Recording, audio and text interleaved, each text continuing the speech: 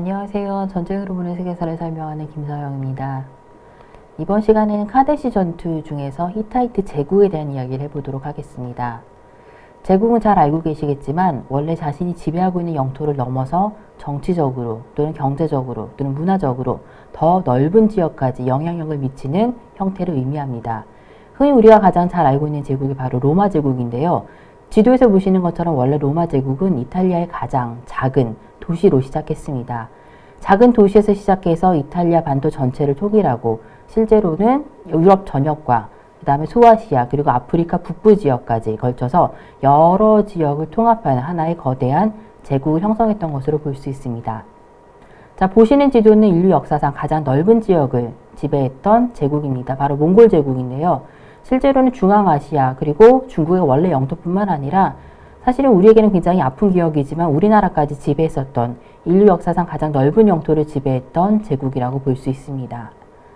사실 이렇게 최초의 제국이 등장했던 지역은 바로 비옥한 초승달 지역입니다. 제가 이제 처음에 말씀드렸던 것처럼 비옥한 초승달 지역은 농경이라든가 또는 도시라든가 국가라든가 제국 이런 것들이 가장 먼저 등장했었던 인류 역사에서 굉장히 중요한 지역이라고 이야기할 수 있습니다. 바로 이 지역에서 여러 가지 물적인 또는 인적인 자원들을 토대로 실제로 최초의 제국이 등장했습니다. 이 최초의 제국은 바로 아카드 제국인데요. 활발한 정복 전쟁을 통해서 실제로는 자신들의 정치적 그리고 군사적인 영향력을 다른 지역까지 확대시켰던 것들을 볼 수 있습니다. 자, 히타이트 제국은 세계 최초로 철 재련수를 발달시켰던 제국입니다.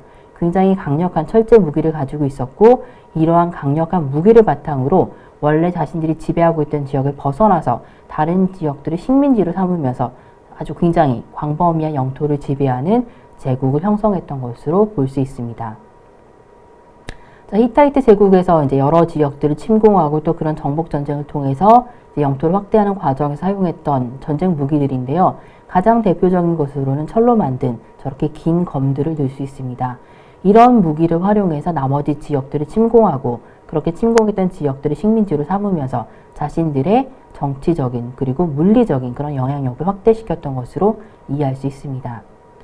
자, 히타이트 제국의 영향력이 점점 더 확대시켜 나가는 과정에서 주변의 여러 국가들은 히타이트 제국에 조공을 바치기 시작했습니다. 이렇게 조공을 바쳤던 대표적인 국가 중에 하나가 바로 페니키아입니다. 우리에게는 페니키아인의 거짓말이라든가 또는 이제 알파벳을 발명했던 그런 어떤 국가로 잘 알려져 있는데요. 보시는 지도에서 페니키아인들은 당시 소아시아나 지중해의 교역을 담당하고 있었습니다. 쉽게 이야기해서 소아시아와 지중해를 오가면서 여러 지역 사이에 상품들을 거래하고 교역했던 대표적인 사람들로 알려져 있는데요.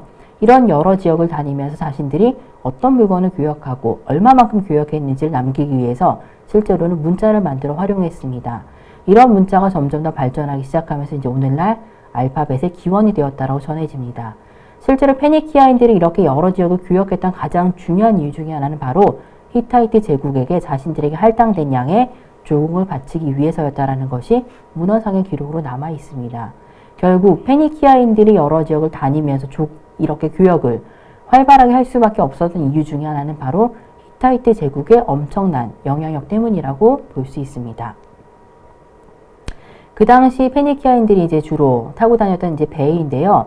이 배는 사실은 나중에 살펴볼 바이킹들이 타고 다니던 배와 상당히 비슷합니다. 옆으로 보시게 되면 이제 여러 개의 노가 이제 연결이 되어 있고요. 사각형의 돛이 달려있는 긴 상선입니다. 주로 염료라든가 목재라든가 또는 옷감이라든가 이런 것들을 이 배에 싣고 아까 말씀드렸던 것처럼 지중해 여러 지역들을 다니면서 이 지역 저 지역과 교역을 했던 것으로 추정되고 있습니다. 그러니까 오랫동안 히타이트는 사실은 잊혀졌기 때문에 많은 사람들에게는 히타이트는 그저 최초로 철 재련수를 개발했던 그런 국가 또는 그런 제국으로만 알려져 있었습니다. 그러다가 이제 아치볼드 세이스라는 이제 학자가 히타이트에 관련된 여러 가지 유적을 발굴하고 그에 대한 기록들을 밝혀내기 시작하면서 최근에는 다시 많은 역사학자들 사이에서 새롭게 조망되고 있는 그런 역사 가운데 하나로 부상하고 있습니다.